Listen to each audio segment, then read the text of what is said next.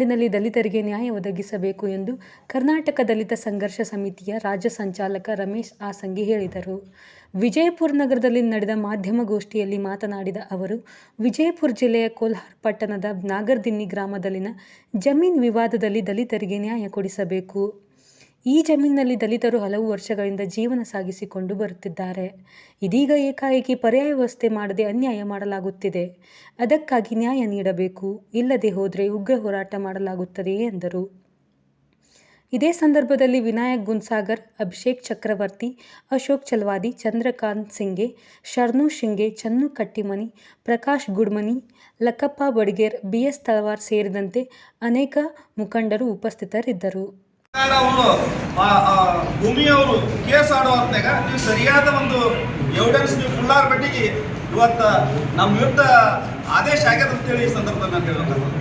ಇದಕ್ಕೆ ಹೊಣೆಗಾರ ಸರ್ಕಾರ ನೇರ ಹೊಣೆಗಾರನಾಗಿ ಮಾಡಿ ಈ 19 ಕುಟುಂಬಗಳಿಗೆ ನೀವು ಭೂಮಿ ಕೊಡದೇ ಹೋದರೆ ಉಗ್ರವಾದ ಹೋರಾಟ ಮಾಡ್ತೀವಿ ಅಂತಕ್ಕಂಥ ಮಾತು ಕೂಡ ಈ ಸಂದರ್ಭದಲ್ಲಿ ಹೇಳಬೇಕಾಗ್ತದೆ. ಅದಕ್ಕೆ ಮಾನ್ಯ ಜಿಲ್ಲಾಧಿಕಾರಿಗಳಿಗೆ ಈ ಮುಖಾಂತರ ತಿಳಿಸೋದೇನಂದ್ರೆ, ನೀವು ಏನಾದರೂ ಆ ಭೂಮಿ ಯಾರಿಗಾದ್ರೂ ಕಬ್ಜಾ ಬಿಡಿಸ್ಕೊಳ್ಳಕ್ ಹೋದ್ರ ಅಲ್ಲಿ ನಮ್ಮ ಜನರ ರಕ್ತಪಾತ ಆಗ್ತದ. ಆ ರಕ್ತಪಾತದ ಮ್ಯಾಗ ನೀವು ಅಲ್ಲಿ ಭೂಮಿಯನ್ನು ಕಬ್ಜಾ ಕೊಡಿಸ್ಬೇಕಾಗ್ತದ ಅಂತಕ್ಕಂಥ ಮಾತು ಈ ಸಂದರ್ಭದಲ್ಲಿ ಹೇಳ್ತಾರೆ. ಅದಕ್ಕೆ ಈಗಾಗಲೇ ನಮ್ಮ ಹಿರಿಯರು ಭಾಳ ಹೇಳಿದಾರ, ಏನೂ ಇಲ್ಲ, ಆ ನಮ್ಮ ಜೀವ ಕೊಡ್ತೀವಿ ಆದ್ರೆ ಆ ಭೂಮಿ ಕೊಡುವುದಿಲ್ಲ ಅಂತಕ್ಕಂಥ ಮಾತನ್ನು ಹೇಳಿ ನನ್ನ ಮಾತನ್ನು ಮುಗಿಸ್ತಾ ಇದ್ದೀನಿ. ಹೇಳಿದ್ರೆ ಈ ದೇಶದಲ್ಲಿ ಕಾನೂನಿಗೆ ಎಷ್ಟು ಬೆಲೆ ಇದೆ ಅನ್ನೋಂಥದ್ದು ನಾವು ಆಲೋಚನೆ ಮಾಡಬೇಕಾಗ್ತದೆ. ಸರ್ವೋಚ್ಚ ನ್ಯಾಯಾಲಯದ ತೀರ್ಪನ್ನು ನಾನು ಗೌರವಿಸ್ತೇವೆ, ನಮ್ಮ ಸ್ನೇಹಿತರು ಗೌರವಿಸ್ತೇವೆ. ಅದ್ರ ಜೊತೆಗೆ ನಾವು ಒಂದು ಆಗ್ರಹ ಪೂರ್ವಕವಾಗಿ ವಿನಂತಿ ಮಾಡ್ಕೊಳ್ಳೋದೇನಂತ ಹೇಳಿದ್ರೆ, ಸರ್ಕಾರದ ಮಟ್ಟದಲ್ಲಿ ನೀವು ಬೇರೆ ಪರ್ಯಾಯ ಜಮೀನವನ್ನು ಅವರಿಗೆ ಒದಗಿಸಿಕೊಟ್ಟು ಆಮೇಲೆ ನೀವು ಅವ್ರಿಗೆ ಹ್ಯಾಂಡ್ ಓವರ್ ಮಾಡ್ರಿ ಅಂತ ಹೇಳಿ ಕೇಳಿಕ್ಕೆ ನಾನು ಬಯಸ್ತೇನೆ. ಯಾಕಂತ ಹೇಳಿದ್ರೆ ನೀವು ಜಮೀನನ್ನು ಕೊಡಲಾರ್ದೇ ಅವ್ರನ್ನ ಬೇರೆ ಕಡೆ ಒಕ್ಕಬ್ಬಿಸೋದಾಗಲಿ, ಅವ್ರ ಮೇಲೆ ಇನ್ನಿತರ ಪೊಲೀಸ್ ಅಧಿಕಾರಿಗಳಿಂದ ಅಲ್ಲಿ ಇರ್ತಕ್ಕಂಥ ಆಫೀಸರ್ಗಳಿಂದ ಹಲ್ಲೆ ಆದರೆ ಅದು ಇಡೀ ಸರ್ಕಾರದ ಮೇಲೆ ಹೊಣೆ ಆಗುತ್ತದೆ.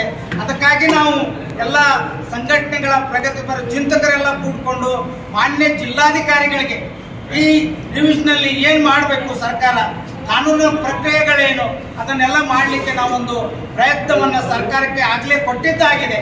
ಇದಕ್ಕೆ ಸಂಬಂಧಪಟ್ಟಂಥದ್ದು ಲಾ ಆಫೀಸರ್ ಆಗಲಿ, ರೆವಿನ್ಯೂ ಮಿನಿಸ್ಟರ್ ಆಗಲಿ, ಮತ್ತು ಏನು ಹಿಂದುಳಿದ ವರ್ಗಗಳ ಮುಖ್ಯಮಂತ್ರಿಗಳಾಗಿರ್ತಕ್ಕಂಥ ಸಿದ್ದರಾಮಯ್ಯನವರು ಈ ನಿಟ್ಟಿನಲ್ಲಿ ಬಹಳಷ್ಟು ಆಲೋಚನೆ ಮಾಡಬೇಕು.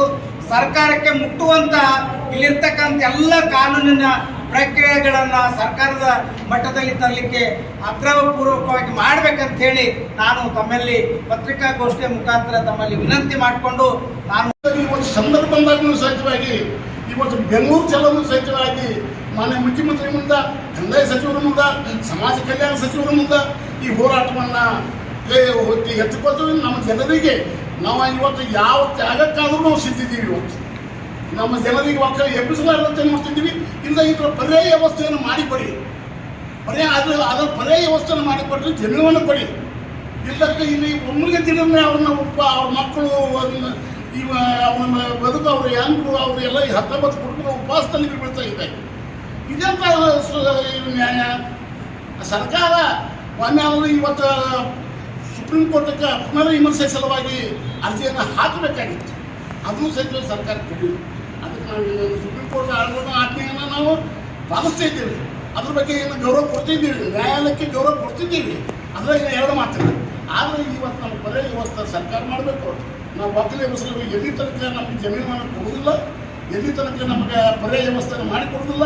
ನಮ್ಮ ಜನಾಂಗ ಒಂದು ಹೊತ್ತು ಉಪವಾಸ ವನವಾಸ ಬಿಡ್ತಿದ್ವಿ. ಇವತ್ತು 40 ವರ್ಷ ಇದ್ದು ಇದ್ರಾಗ ಈ ಜನತೆಯಲ್ಲಿ ಇದ್ದವರು ಯಾರೂ ಒಬ್ಬರು ಮಕ್ಕಳು DC ಆಗಿಲ್ಲ, AC ಆಗಿಲ್ಲ, ಡಾಕ್ಟರ್ ಆಗಿಲ್ಲ, ಯಾರೂ ಏನೂ ಆಗಿಲ್ಲ. 40 ವರ್ಷ. ಈ 40 ವರ್ಷದ ಕಬ್ಜೆ ಮಾಡಿ ದಿನದಿಂದ ಬಿಟ್ಕೊಡು ಅಂತ ಹೇಳೋದು ಇವತ್ತು ಜಿಲ್ಲಾ ಆಡಳಿತದ ತಪ್ಪಿದೆ. ಅದಕ್ಕೆ ಇದು ಮನವರಿಕೆ ಮಾಡಿಕೊಟ್ಟು ನಮ್ಮ ಹೋರಾಟದ ಚಿತ್ತನ್ನು ಒಂದು ಹಂತವಾಗಿ ನಮ್ಮ ಹೋರಾಟದ ಚಿತ್ತನ್ನು ನಾವು ಬಿಡುವುದಿಲ್ಲ. ಕಾಲು ಜಾತ್ರೆ ಮಾಡ್ತಿದ್ದೀವಿ, ಬೆಂಗಳೂರು ಚಲೋ ಮಾಡ್ತಿದ್ದೀವಿ. ಮತ್ತು ಯಾವ ಜಾಗಕ್ಕಾದರೂ ಇವತ್ತು ಪ್ರಾಣವನ್ನು ಕೊಟ್ಟಾದರೂ ಸಮಾಜಕ್ಕೆ ನ್ಯಾಯವನ್ನು ಪಡಿತಿದ್ದೀವಿ, ಸೋಷಿಯಲ್ ಜಸ್ಟಿಸ್ ಪಡಿತಿದ್ದೀವಿ. ಸಂವಿಧಾನದ ವಿರುದ್ಧ ದಲಿತ ವಿರೋಧಿ ಚಟುವಟಿಕೆಯನ್ನು ಸರ್ಕಾರ ಮಾಡಬಾರ್ದು ಅನ್ನುವಂಥದ್ದನ್ನು ಖಡಾಖಂಡಿತವಾಗಿ ಹೇಳ್ತಾ ಇದ್ದೀವಿ ಇವತ್ತು. ಅದಕ್ಕಾಗಿ ಈ ಜಮೀನಿನ ಮಾನ್ಯ ಪತ್ರಿಕೆಗಳು ತಾವೆಲ್ಲ ನಮ್ಮ ಪರವಾಗಿ ಇದನ್ನು ಒಂದು ದೊಡ್ಡ ಹ್ಯಾಲೆಟ್ ಮಾಡಿ ನಮಗೂ ಸಹಿತ ನಮ್ಮ ಜೊತೆಗೆ ಸಮಾಜಕ್ಕೆ ನ್ಯಾಯದ ಪರವಾಗಿ ನೀವು ಎಲ್ಲರೂ ಎದುರಿಸ್ತೇಲೆ ನಮಗೂ ಅನ್ನಿಸ್ತು ನೀವು ವಿನಂತಿ ಮಾಡ್ಕೊತಿದ್ದೀವಿ. ಅದಕ್ಕೆ ಈ ಹಂತ ಇಲ್ಲಿ ಬಂದಂಥ ಇದನ್ನು ತಾವು ಪರಿಗಣಿಸಿ ಇದನ್ನು ಒಂದು ಮೇಲ ಹ್ಯಾಲೆಟ್ಗಳನ್ನು ಮಾಡಿ ಸರ್ಕಾರದ ಗಮನ ಸೆಳೆದು ಜಿಲ್ಲಾ ಆಡಳಿತದ ಗಮನ ಸೆಳೆದು ತಾವು ಪತ್ರಿಕೆಯಲ್ಲಿ ಹಾಕಿ ನಮಗೆ ನೀವು ಸಹಿತ ನಮ್ಮ ಜೊತೆಗೆ ಇರ್ತೀರಂತ ತಮ್ಮಲ್ಲಿ ಮನವಿ ಮಾಡ್ಕೊಂಡು ನನ್ನ ಮಾತುಗಳನ್ನು ನಾನು ಮುಗಿಸ್ತೀನಿ. ಜೈ ಹಿಂದ್, ಜೈ ಕರ್ನಾಟಕ.